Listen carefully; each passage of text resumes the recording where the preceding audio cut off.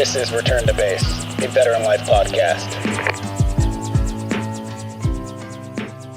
Welcome back to Return to Base, where we talk with leaders shaping the military and veteran space, people who didn't stop serving when they took off the uniform. I'm your host, Cliff Van Rickley. Today's guest is someone who's turned service into impact for millions of veterans and their families. Steve Weintraub is a former Marine and the Chief Strategy Officer at Vet Tix, the largest veteran-focused nonprofit in the United States, with more than 2.6 million verified members. Vet Tix provides tickets to sporting events, concerts, performing arts, and family experiences that reduce stress, strengthen bonds, and keep veterans connected to their communities, and recently even sent veterans and their guests to the Super Bowl. Steve, welcome to Return to Base. Great to have you. Thanks for having me, Cliff. It's really an honor to be on Return to Base and to be your guest. So excited to be here. Yeah, so let's just dive right in. So, I always like to start with maybe it's your villain story, maybe your hero story, who knows? What first pulled you towards the Marine Corps? Like, where did you grow up and what drew you to serve in the United States Marine Corps? I mean, I grew up in Arizona. I went to high school and college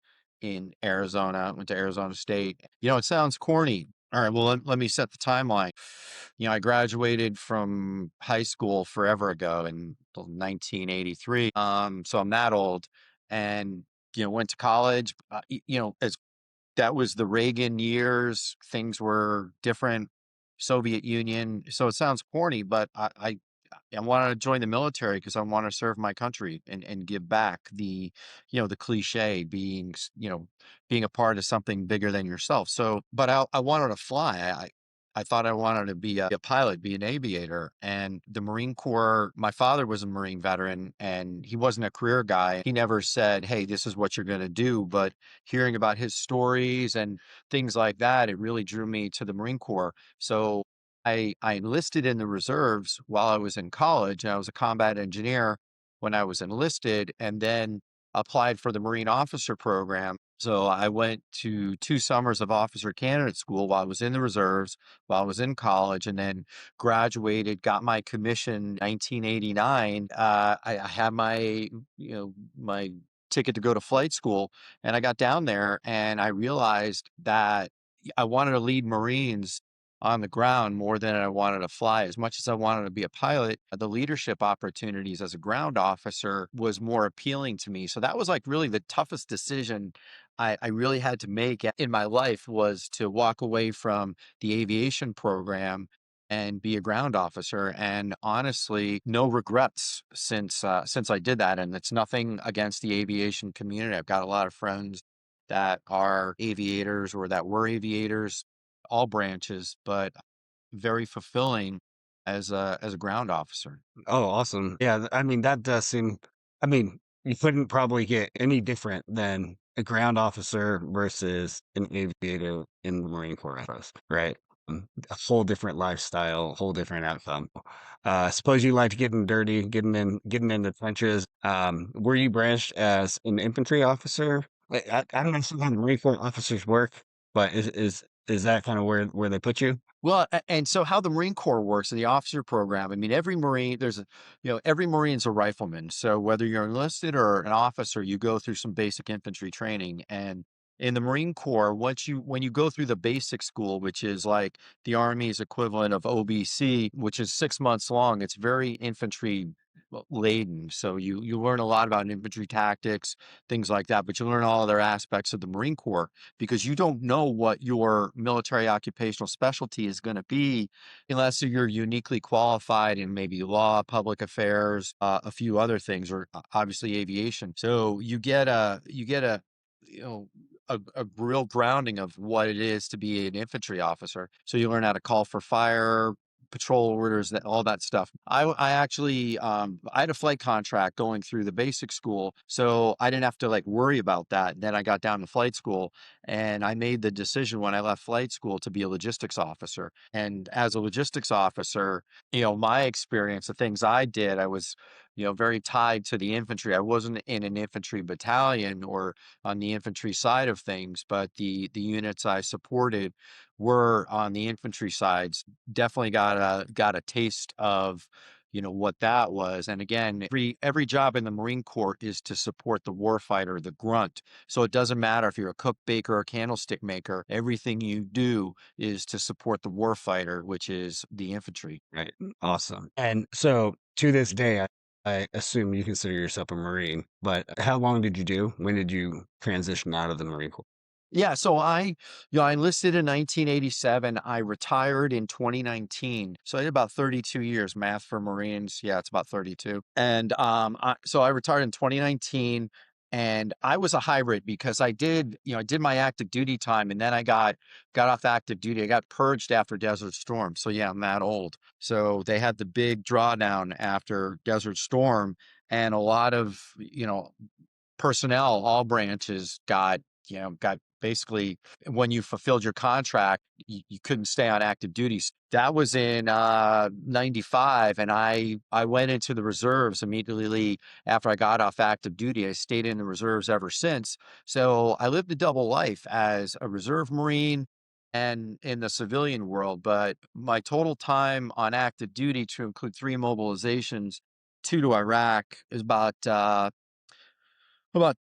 10 years, and then the other 22 on the reserve side.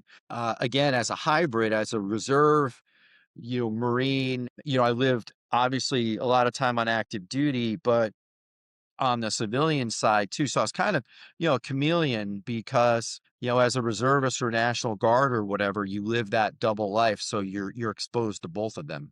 Yeah, yeah, it's very interesting how all the calculations are done, and certainly interesting what happened in the early to mid '90s. So just moving along here, I'm kind of curious. Every Marine is a little bit quirky in my experience. There's something definitely unique about Marines. So I guess my first question is, what is your favorite flavor of crayon? Oh, it's got to be great. Yeah, and you don't knock it till you try it. And look, hey, I was embedded with the Army. I was with 18th Airborne Corps and 3rd Corps in Iraq. So that was a great education about the Army, and I understand why they do what they do, how they do what they do. And they learned from me a little bit what it's like to be a Marine, and the nuances and the differences. But yeah, don't look past those grape crayons. Right. That's pretty funny though. The kind of mixing of services, as it were, in some of our operations that we end up doing. There definitely a difference between services. So let's talk about after your service, right? So you again, it sounds like you were a bit of a chameleon.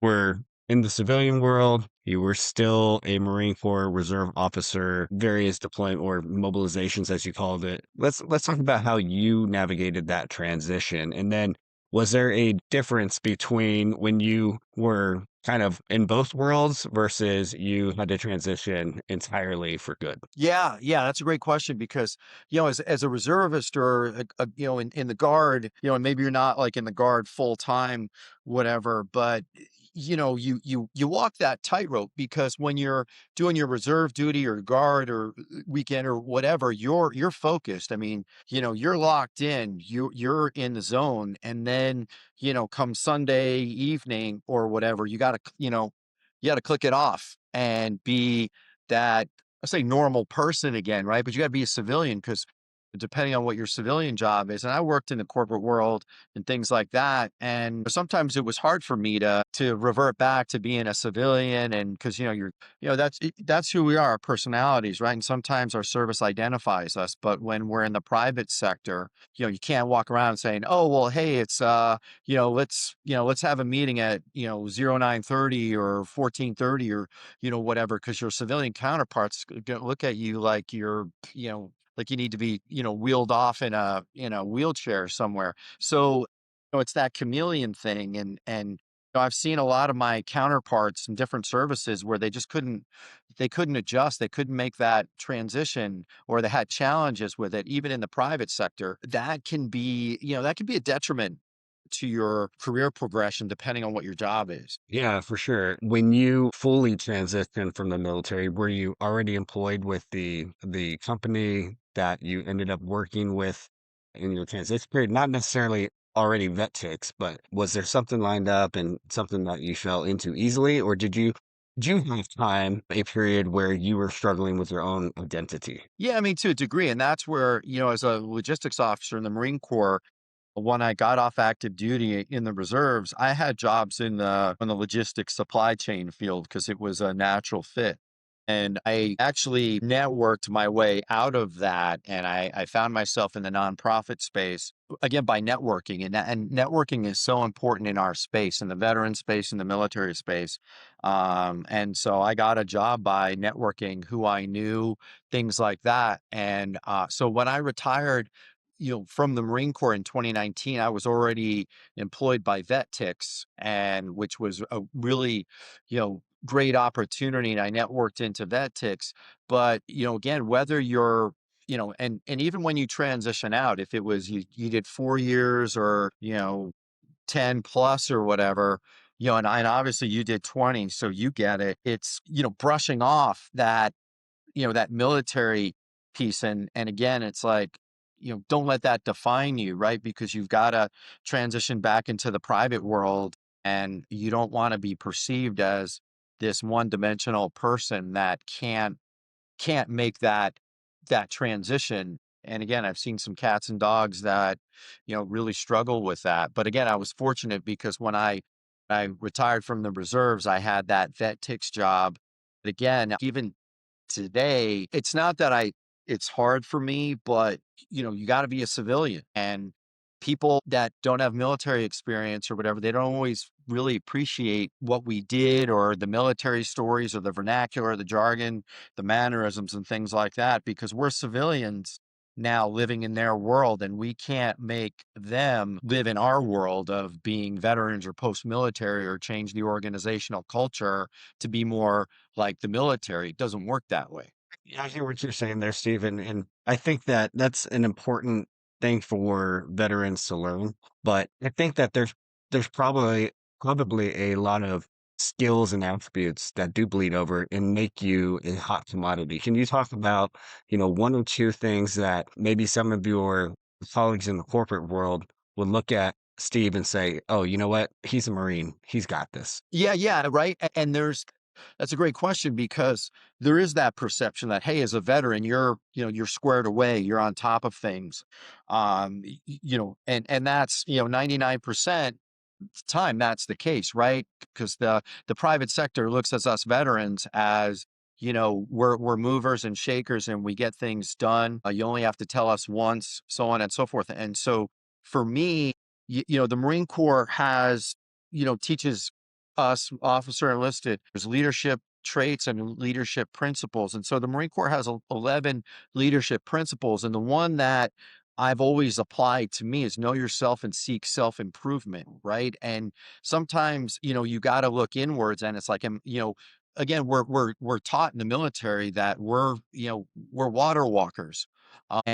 But you always have to look at yourself and critique yourself. And it's like, am I performing at where I should be or where my boss thinks I should be or things like that? So it's really knowing what your capabilities are, not being overconfident, but it's like, hey, we're always learning things. So seeking that self-improvement is, what can I do better? That's a great answer. And I think what it comes down to is you carried with you those leadership principles and applied it to your regular life as almost a mantra. And I think that's a great thing. After retiring from the Army, the toughest moments weren't overseas. They were at the kitchen table talking bills and budgets. Navy Federal Credit Union is helping members dominate debt with the Platinum Card. Transfer your balance within your first 60 days and get a 0% intro APR for 12 months. Our members could save thousands over the promo period. Learn more at NavyFederal.org/platinum. Navy Federal Credit Union. Our members are the mission. Navy Federal is federally insured by NCUA. So let's just talk a little bit more and dive in deep about Vet Tix, right? So a little background for me is I've known what Vet Tix is for a long time. I live here outside Nashville, and there's actually a pretty good advertisement in the terminal there, probably like a 20-foot wide kind of wall art thing, and every time I pass it, I remember fondly an opportunity that I had to go to a sporting event thanks to Vet Tix. So that was many years ago. unfortunately, with my schedule, I haven't had an opportunity to use Vet Tix a whole lot, but I know people who have, and certainly I have before. So tell us about Vet Tix. It's not just about free tickets; it's about connection. How did you get involved? I know you mentioned you're starting to get involved in the nonprofit sector, and then tell us, what the mission is and what that means to you. Yeah. So how I got involved was like Vet Tix popped up on my radar when it was like still a startup. And so it was created in 2008. And I was like, let me check this out. And I looked at the website and I saw what the mission is: give something to those who gave. And it really resonated with me because, it's like, hey, what we do is we distribute free event tickets to veteran service members, first responders on the first tick side, and their families as a way to, thank them for their service and sacrifice. Because, both you and I and a lot of you, your viewers and listeners, there was times where we missed family events. We missed birthdays, anniversaries, holidays away from our family. So if we can send our members to these events with their family and friends to make up for that lost time and rebuild those relationships, that's our mission. That's what we do. That's all we do.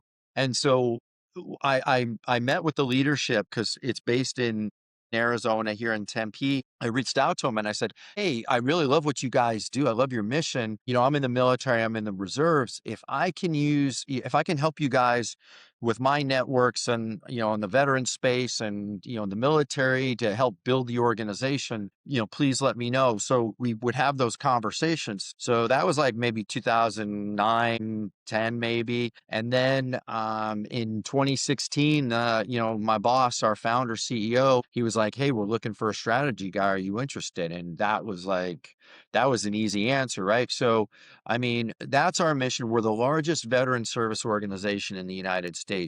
We have over 2.6 million verified members, and we've distributed over 35 million tickets since we started in 2008. We average about 22,000 a day. We distribute about 22,000 a day. So for us, every day is Veterans Day. And obviously that's nationwide. And so we've really grown into what we've become. And even when I started back in 2016, even though we were 8 years old, I think we were still pretty much a startup because shortly after I came aboard, we had achieved the milestone of distributing our 3 millionth ticket, which was huge. I don't know, like 2.5, 3 weeks ago, we eclipsed 35 million. And it was just kind of like, okay, another million, in the books. Right. So, but again, we do it because we want to give back. And it's so important. It's not just going to these events, right? It's going to these events with your family and friends, but it's reintegration. Okay. Whether you're still in or not, it's reintegrating with your community and with society. And the cool thing about our mission is a lot of times the tickets that we receive that are claimed, you're in the same section, row, block as other veteran service members and first responders. Whether you realize it or not, you're sitting among your tribe, right? So you may not be rooting for the same team or whatever, but you've all, worn the same cloth, so to speak. What that helps with, again, is the reintegration. It's building relationships, and we've got data that backs it up that this is very healthy for the well-being of our members of our society. So, and which was a unintended consequence of our mission. Great answer. And it's great to have an organization like Vet Tix out there thinking a little bit outside the box. There's so many folks who focus on our physical health, actual mental health, helping us develop relationships with our friends and families, and in a event setting is pretty cool. So you said over 30 million tickets have been distributed. That's quite phenomenal. I wonder, you also mentioned, the last, when it rolled over to the next million, it's kind of like, oh, it's another million, right? But I wonder if there's a couple stories where you guys connected some vets with tickets that stand out to you, because it's once you reach a certain amount, it's easy for the tree to become the forest, if you will. Yeah, and that's where, part of our process is that we get thank you testimonials. And so after you go to an event or we've changed the process a little bit, but you can submit a thank you testimonial and you can upload that in the phone app here. And Cliff, you definitely need to download that app because I noticed that you don't have it installed yet, but that's another story. But anyway, so you upload a thank you and a photo of yourself, maybe you and your friends, family, whatever. And, hey, thanks to Vet Tix and, Nashville Predators. We had a great time, so on and so forth. So you get incentivized for doing that. But what we do is we share these thank yous with the donors, right? So if it's the Nashville Predators or, some other, sports or concerts, Live Nation, it's our largest donor. They see those thank yous. Our donors see those thank yous. So they see the impact of their generosity. And their currency is tickets, right? Thank you for your service. What does that mean? Well, very broad, right? But our donors, their currency is tickets. And whether you can afford tickets to an event or not, our donors are like, we want to host you with our tickets. So a lot of people are like, oh, well, I can afford my own tickets. I don't need Vet Tix, whatever. That's not what it's about. So one of my favorite thank you testimonials is from this gentleman, Army veteran, young guy. So he retired probably like you after 20 years. And he's like, I got tickets to a NASCAR race in Martinsville, and they were donated by NASCAR Hall of Fame champ Kurt Busch. He used to donate 100 tickets for every race that he drove in. So these tickets, Kurt was the donor, and he says, "Hey, I was going to bring my son to the race. He got buffaloed with homework, but my buddy, who's a fellow vet, he's not firing off all cylinders. He's going through some personal stuff, divorce, custody issues, things like that. I brought him to the race. We sat with other veterans, had a good time. On the drive home, he said, hey, thanks for bringing me to the race today and sitting with other veterans. This was a fun day. He said, if you didn't do this, my plan for the day was to kill myself. So yeah, no joke. So the guy writing the testimonials, like, just dropped him off at a mental treatment facility on our way home. He just called me and said, thank you again for doing this. This has had such an impact on my life that it's changed my trajectory, and I want to live and enjoy life. So that's it was a long testimonial, but that's a paraphrase. And that's not a one-off. I mean, there's so many others that resonate that kind of messaging and the impact of our mission and what we do. No, that's certainly powerful. I retired from the Army in 2018 after serving multiple deployments. When the uniform came off, the mission didn't disappear. It shifted to my family, my kids, and protecting our financial future. Navy Federal Credit Union helps members do exactly that with the Platinum Card. When you transfer your credit card balance within your first 60 days, you get a 0% intro APR for 12 months. Our members could save thousands. Real help for real life. Learn more at NavyFederal.org/platinum. Navy Federal Credit Union. Our members are the mission. Navy Federal is federally insured by NCUA. After the intro rate expires, variable APRs apply based on creditworthiness. Rates are subject to change. Fees may apply. Offer ends March 31st, 2026. Again, the cries for help come in different forms, and sometimes something like that Tix is there to thankfully um, help build that bridge to treatment. I've known several people, unfortunately, who have taken their own life after service, and certainly we all wish that something like that Tix could have, or anything like this could have come between them and that decision. Transition a little bit here, so pretty cool. The kind of the premier event in the world is the Super Bowl, obviously, and I've been told that recently you sent a few veterans to the Super Bowl, which, I mean, pleasure of actually going to one Super Bowl. I was invited with my former unit, and it was a good time up in Indianapolis. Once in a lifetime experience, because there's no way I could have afforded that ticket. Where do those tickets come from, and what is that experience like? Yeah, well, hey, that's so cool that you got to go to the Super Bowl and for free. And I'm sure it was an amazing experience because you were,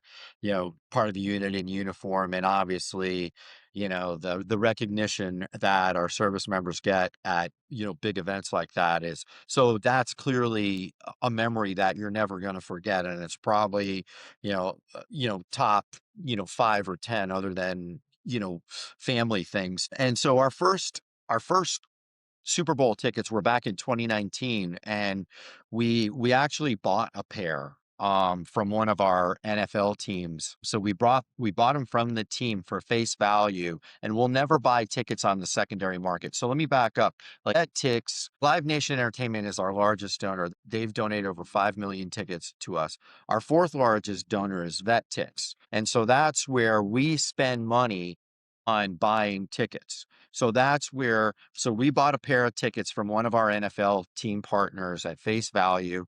And so we had tickets to the Super Bowl in Atlanta back in 2019. It was so exciting. And the cool thing is that a private donor actually donated a pair of tickets also. And they had like field access, and they had a pre-game buffet and all this other stuff. So you never know.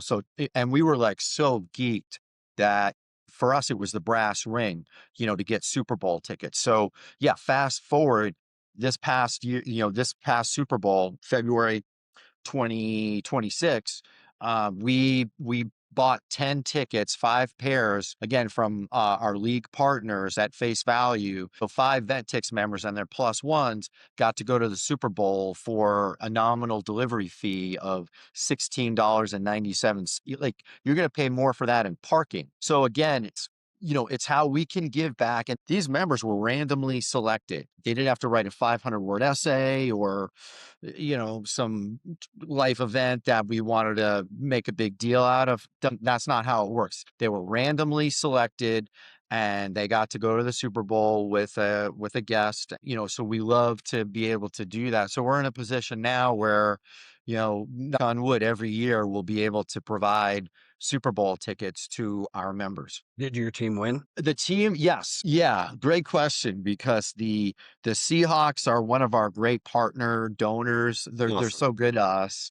And so I didn't have a dog in the fight, so to speak, but sentimentally, I was glad that the Seahawks won. Great. And so what's next for Vet Tix? So, as in your position, I'm sure you have a lot of influence to look forward and say, hey, you know what? We've sent a bunch of people to the Super Bowl. We've sent folks, I'm sure, to the Kentucky Derby, things like these premier events. What is kind of the next milestone that Vet Tix is looking for? Yeah. So we want to be the organization that,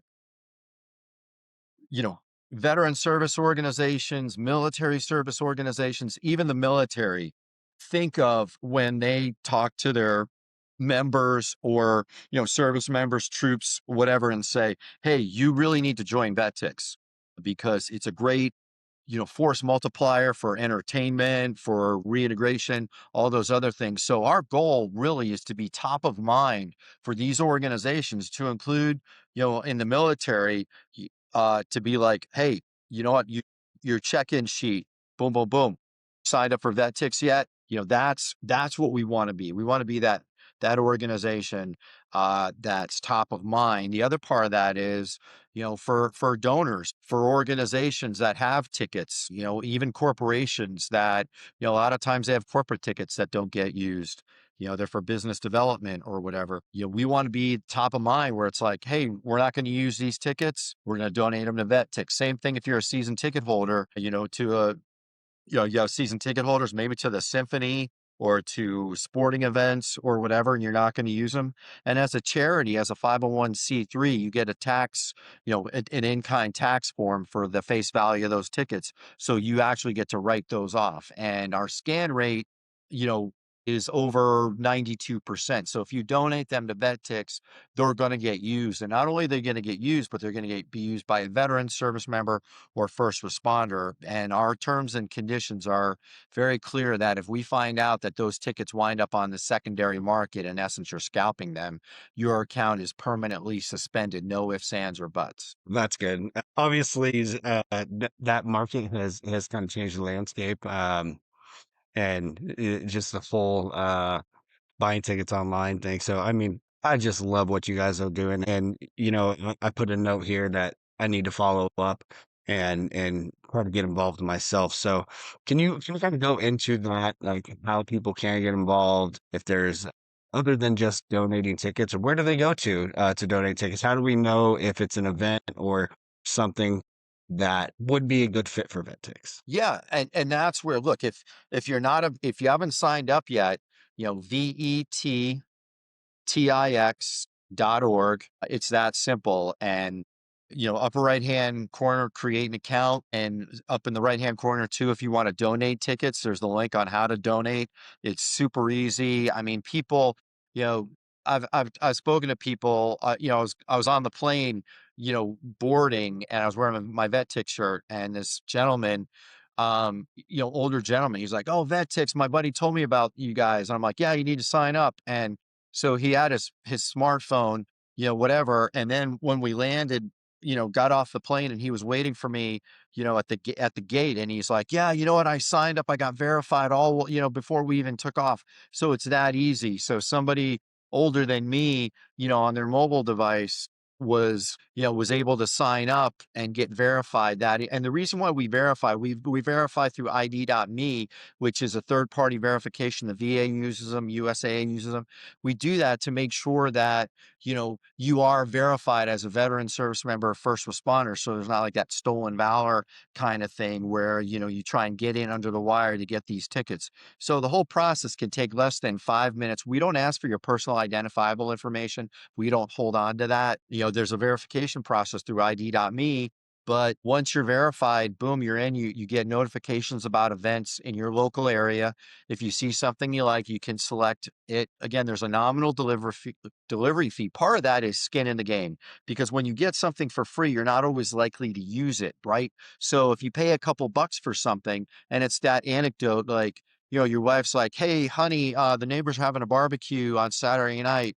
And you're like, "Well, hey, you know what? I paid the delivery fee for these tickets to Vet Tix for, XYZ. So we're going to that." So part of it is the delivery fee. The other part is that we're an over 99% charity. So less than 1% of that delivery fee goes to our operating expenses, admin, all that other stuff. That over 99% of that delivery fee goes to us buying more tickets to create more supply to meet demand. So we buy tickets from our donors. Even though they donate to us, we buy tickets from them, again, to create these experiences and, again, ensure that more people have the ability to attend these events. Awesome. Steve, it's been great having you on the Return to Base podcast. We're going to kind of transition to close here and kind of do like a lightning round. Knowing you're Marine, I'm going to spice these things up a little bit. Okay. So, um, morning person or night owl? Man, I'm more of a night owl, but I love the mornings because it's before the chaos. So morning, especially if I'm going skiing or something like that. Football or basketball? Man, gosh, I guess it depends on who's playing. Definitely Okay. depends on who's playing. All right. College or pro? College. Yeah, college. All right. All right. And lastly, what is one word that defines your personal mission right now? Not just Vet Tix, but yours as a veteran who's trying to give back, trying to educate other veterans. What's one word that would define your mission right now? I mean, it's hard to bring it down to one word, but I'd say resiliency, because it's a broad term that can go in a lot of different directions. So for my own resiliency, but it's helping other people with theirs. Great. Well, Steve, it's been great once again to get to know you and to learn more about VetTix. I will be downloading the app today. I didn't know that corporate would be spying on me, but Big brother, big brother. But and look, based on where you are geographically, yeah, there's a lot of stuff going on in Nashville. That there's the Opry. We have tickets to the Opry, Predators, all kinds of stuff. So, and I appreciate you mentioning you saw the signage at BNA, because that's part of what I do. So I always love when people send me photos of that. But yeah, you definitely need to hit a couple events with the family. yeah, and I will for sure. So, Steve Weintraub, from Marine to strategist to impact builder, working at VetTix just shows that your service hasn't stopped. It's been evolving, and what you're doing to reconnect veterans to family, community, and joy after service is phenomenal. And I appreciate. Thank you for your service, and thank you for what you're building. Thank you, Cliff, and thanks for the opportunity, and thanks for all you do with Return to Base and for your service. Appreciate it. And to our listeners out there, if you've enjoyed this episode of Return to Base, Make sure you subscribe, share it with somebody who's navigating their own transition. And until next time, we'll be out there looking out for each other.